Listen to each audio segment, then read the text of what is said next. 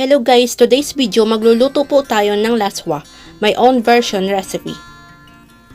Guys, manood lang po kayo ng video ko hanggang matapos. Maraming salamat and God bless you everyone.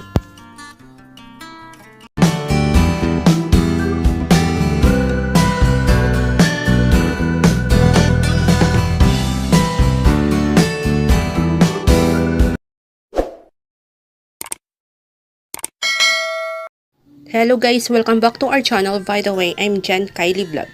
Today's video, magluluto po tayo ng laswa.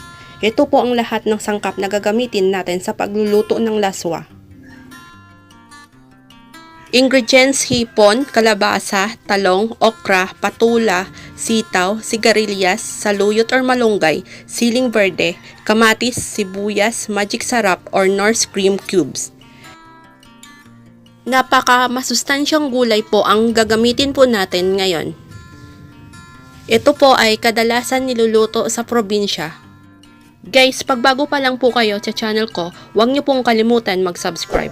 Maraming salamat and God bless you everyone. Mga ka-good vibes, panoorin niyo po ang video ko hanggang matapos kung paano ko po ito niluluto. Maraming salamat po.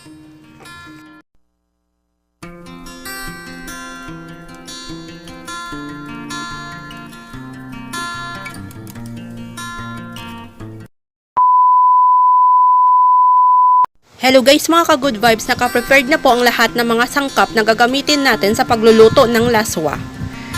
Tara guys, samahan niyo po ako magluto o umpisahan na natin.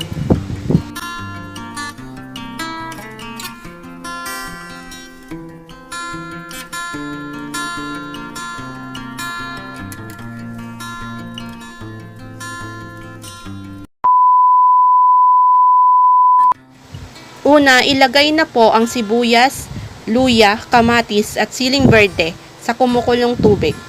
Pakuluan lang po. At isunod na po yung hipon. At lagyan na din po ng pampalasa. Isunod na po yung sitaw. Antayin lang po maluto ang sitaw bago isunod ang iba pang gulay. Isunod na po yung sigarilyas, okra at talong. At ilagay na din po yung kalabasa. Antayin lang po maluto ang gulay.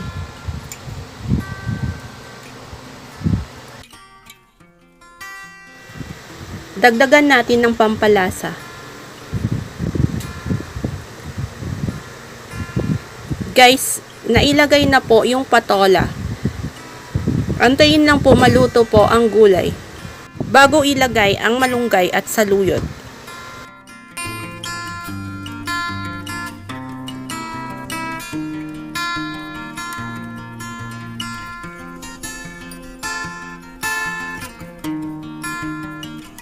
Nailagay na ang saluyot at malunggay.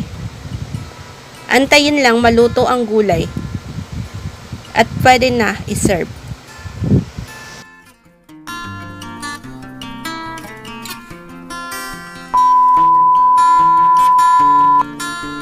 Hello guys, mga ka-good vibes, heto na po ang laswa. Napakasarap po siya guys, dahil napaka masustansya po siyang gulay. Lutong bahay is the best talaga. Pinoy food is love. Napakasarap po siya guys, dahil cook with love.